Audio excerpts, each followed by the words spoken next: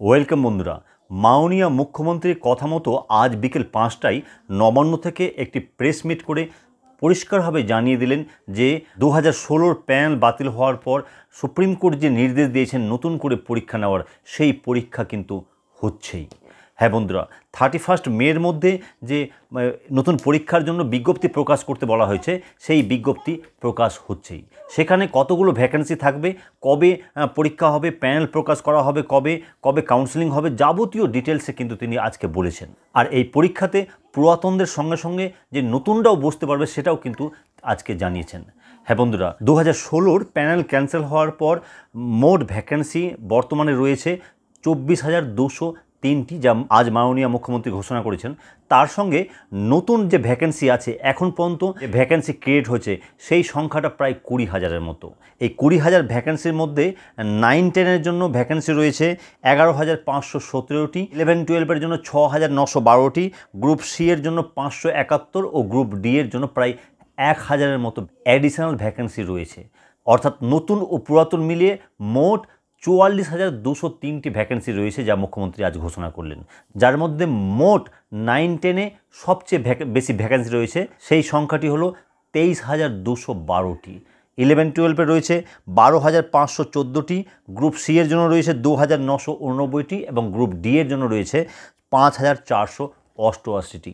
সর্বমোট 44,203টি ভ্যাকেন্সি রয়েছে। আর এই সমস্ত ভ্যাকেন্সির উপরেই কিন্তু নিয়োগ প্রক্রিয়া চালানো হবে। তাই স্বভাবতই পুরাতনদের সঙ্গে সঙ্গে কিন্তু নতুনরাও এই পরীক্ষায় বসার একটি অধিকারী হয়ে যাচ্ছে। তো যাই হোক, যারা অনেক দিন থেকে প্রিপারেশান নিয়ে যাচ্ছেন, কোনো পরীক্ষা হচ্ছে না, আপনারা অনেকেই কমেন্ট করছেন, তাদেরকে বলবো যে আর সময় নষ্ট না করে কাল থেকে নয়, আজ থেকে এখন থেকেই আপনাদের প্রিপারেশানকে চূড়ান্ত শিখরে নিয়ে যাওয়ার জন্য সর্বতর চেষ্টা করুন। আজকে মাননীয় মুখ্যমন্ত্রী এটাও ঘোষণা করে দিয়েছেন যে আগামী জুন মাসের 16 তারিখ থেকে কিন্তু অনলাইনে ফর্ম সাবমিশন শুরু হয়ে যাবে, যা চলবে 14 জুলাই পর্যন্ত।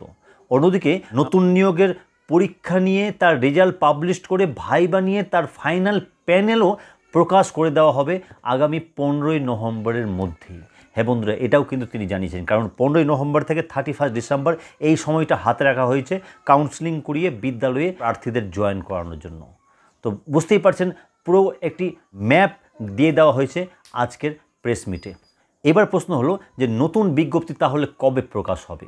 মুখ্যমন্ত্রীর কথা মতো নতুন বিজ্ঞপ্তি প্রকাশ হচ্ছে আগামী 30 মে শুক্রবার সন্ধ্যের সময়।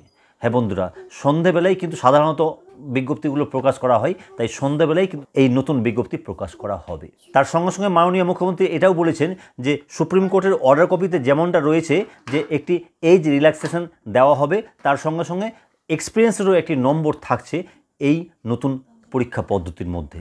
তো তাহলে বুঝতেই পারছেন, পরীক্ষার কিন্তু রুট ম্যাপ একটা দিয়ে দেওয়া হলো মাননীয় মুখ্যমন্ত্রীর তরফ থেকে। তো দেখা যাক এই সম্পর্কে আরও কোনো খবর আসলে অবশ্যই আমরা চেষ্টা করবো আমাদের এই চ্যানেলে তুলে ধরার। তাই যদি সম্ভব হয় চ্যানেলটাকে সাবস্ক্রাইব করে পাশে আসা বেল আইকন প্রেস করে অল করে আমাদের সঙ্গে থাকতে পারেন। তাহলে দেখা হচ্ছে পরবর্তী ভিডিওতে। ততক্ষণের জন্য সকলে ভালো থাকুন ও সুস্থ থাকুন। ধন্যবাদ।